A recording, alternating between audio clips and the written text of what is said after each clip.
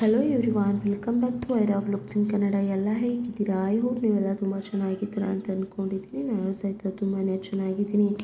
ಕರುನಾಡ ಚಕ್ರವರ್ತಿ ಬಿರುದು ಹೊಂದಿರುವ ಕನ್ನಡದಂಥ ಅಣ್ಣವರ ಹಿರಿಮಗ ಶಿವರಾಜ್‌ಕುಮಾರ್ ಅವರ ಅನಾರೋಗ್ಯಕ್ಕೆ ಒಳಗಾಗಿರುವುದು ಗೊತ್ತೇ ಇದೆ. ಕ್ಯಾನ್ಸರ್ ಕಾಯಿಲೆಯಿಂದ ನರಳುತ್ತಿರುವ ಶಿವಣ್ಣ ಅವರು ಟ್ರೀಟ್ಮೆಂಟ್ ಪಡೆಯುತ್ತಿದ್ದು, ಹೆಚ್ಚಿನ ಚಿಕಿತ್ಸೆಗಾಗಿ ಜನವರಿಯಲ್ಲಿ ಅಮೆರಿಕಗೆ ತೆರಳಲಿದ್ದಾರೆ.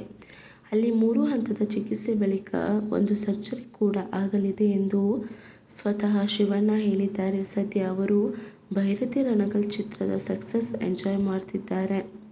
ಎಲ್ಲವೂ ಓಕೆ, ಆದರೆ ನಟ ಶಿವಣ್ಣ ಹಾಗೂ ಯಾರು ಬಯಸದಿದ್ದರೂ ಅವರಿಗೆ ಅನಾರೋಗ್ಯ ಕಾಡುತ್ತಿದೆ. ಸ್ವತಃ ಶಿವಣ್ಣ ಸೇರಿದಂತೆ ಅವರ ಎಲ್ಲ ಅಭಿಮಾನಿಗಳು ಸಹಜವಾದ ಆತಂಕದ ಜೊತೆ ಈ ಕ್ಯಾನ್ಸರ್ ಕಾಯಿಲೆ ವಕ್ಕರಿಸಿರುವ ಬಗ್ಗೆ ತುಂಬಾನೇ ಬೇಜಾರಿದೆ. ನಟ ಶಿವಣ್ಣ ಅವರಿಗೆ ಎಲ್ಲವೂ ಇದೆ, ಅದರ ಆರೋಗ್ಯದ ಬಗ್ಗೆ ಅಷ್ಟೊಂದು ಕಾಳಜಿ ತೆಗೆದುಕೊಂಡಿದ್ದರೂ ಕೂಡ ಯಾಕೆ ಅನಾರೋಗ್ಯ ಕಾಡುತ್ತಿದೆ ಎಂಬ ಯಕ್ಷ ಪ್ರಶ್ನೆ ಎಲ್ಲರ ಮನದಲ್ಲಿ ಕಾಡುತ್ತಿದೆ. ಸ್ವತಃ ಶಿವಣ್ಣ ಈ ಬಗ್ಗೆ ಭಾವನಾತ್ಮಕವಾಗಿ ಮಾತನಾಡಿದ್ದಾರೆ. ತಮ್ಮ ಅನಾರೋಗ್ಯ ಕುರಿತಂತೆ ಸಹಜವಾಗಿ ಅವರಿಗೆ ಬೇಸರ ಇದ್ದೇ ಇದೆ.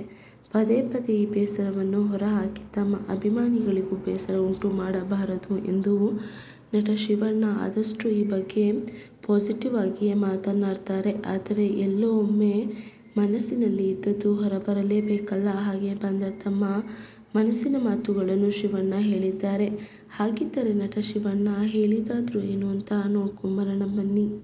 ಈ ಬಗ್ಗೆ ಎಷ್ಟು ಕೋಟಿ ಹಣ, ಅದೆಷ್ಟು ಆಸ್ತಿ ಇದ್ದರೇನು, ಎಲ್ಲಕ್ಕಿಂತ ಆರೋಗ್ಯವೇ ದೊಡ್ಡ ಆಸ್ತಿ ಅಲ್ವಾ? ನಾವು ಡಾಕ್ಟರ್ ಮೇಲೆ ನಂಬಿಕೆ ಇಡಲೇಬೇಕು, ಯಾಕಂದರೆ ಜೀವನ ಸಾಗಲೇಬೇಕು ಎಂದು ಸಂದರ್ಶನವೊಂದರಲ್ಲಿ ನಟ ಶಿವಣ್ಣ ಹೇಳಿದ್ದಾರೆ. ಶಿವಣ್ಣರ ಬಾಯಿಂದ ಬಂದ ಈ ಮಾತು ಮಾನವ ಸಹಜ ನೈಜತೆ ಹೇಳುವ ಜೊತೆಗೆ ಬಂದಿದ್ದನ್ನು ಹಾಗೆ ಸ್ವೀಕರಿಸುವ ನಟ ಶಿವಣ್ಣರ ದೊಡ್ಡ ಗುಣವನ್ನು ಸಹ ತೋರಿಸುತ್ತದೆ.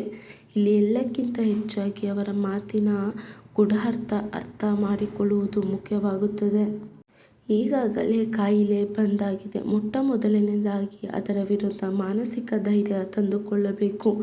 ಜೊತೆಗೆ ವೈದ್ಯರ ಮೊರೆ ಹೋಗಬೇಕು. ಅದಕ್ಕೆ ಸೂಕ್ತ ಚಿಕಿತ್ಸೆ ಪಡೆದುಕೊಂಡು ಜೀವನದಲ್ಲಿ ಮುಂದುವರಿಯಬೇಕು. ಡಾಕ್ಟರ್ ಮೇಲೆ, ಅವರ ಚಿಕಿತ್ಸೆ ಮೇಲೆ ನಂಬಿಕೆ ಇಡಬೇಕು.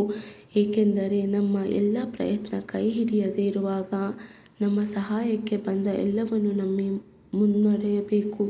ಏಕೆಂದರೆ ಜೀವನ ಸಾಗಲೇಬೇಕು ಅಲ್ಲವೇ? ಇದನ್ನೇ ಶಿವಣ್ಣ ಹೇಳಿ ತಮ್ಮ ಅಸಹಾಯಕತೆಯನ್ನು ತೋಡಿಕೊಂಡಿದ್ದಾರೆ.